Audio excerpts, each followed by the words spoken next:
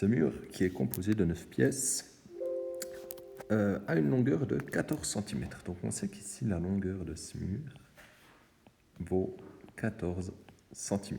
On nous dit que la hauteur, ici, fait 9 cm. Bon, on l'a déjà. On nous dit que l'épaisseur fait 3 cm. Elle est notée ici. Grâce à ces données, on peut retrouver toutes les longueurs. Par exemple, je vous donne un exemple. Ici, si je veux calculer pour ce trapèze la longueur de sa grande base, je sais qu'au total, j'ai 14 cm.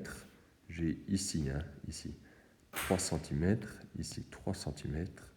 Donc je fais 14 moins 3, ce qui me donne, si je ne me trompe pas, 8 cm. Donc ça ferait une base ici de 8 cm.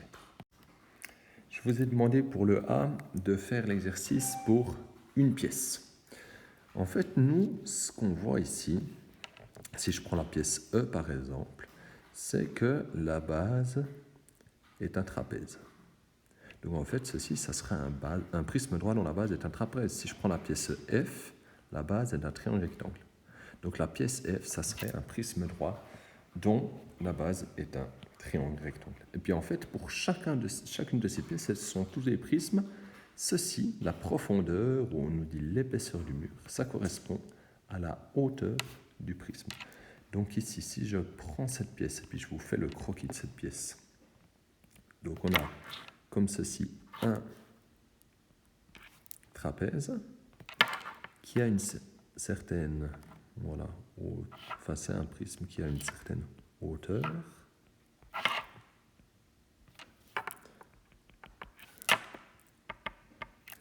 Et donc c'est un prisme droit et les bases, je les encadre ici en rouge, c'est le trapèze qu'on a ici derrière et le trapèze qu'on a ici devant.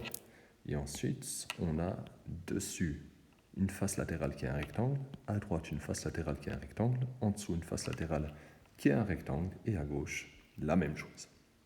Donc vous, si vous voulez calculer par exemple le volume, il suffit de calculer l'aire de la base, donc de la figure en fait qui est visible, et de multiplier par la hauteur du prisme, qui sera toujours de 3 cm.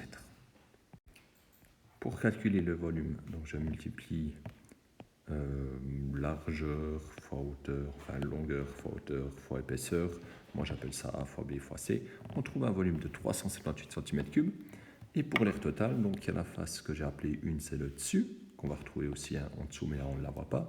La 2, c'est celle qui est ici à droite, qu'on va retrouver ici à gauche, mais on ne la voit pas.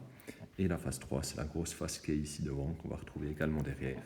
Et donc, comme d'hab, pour faire l'aire totale, on additionne chaque face à double 1, comme elle se retrouve deux fois. On trouve une aire totale de 390 cm². N'oubliez pas, chaque fois, les unités adaptées.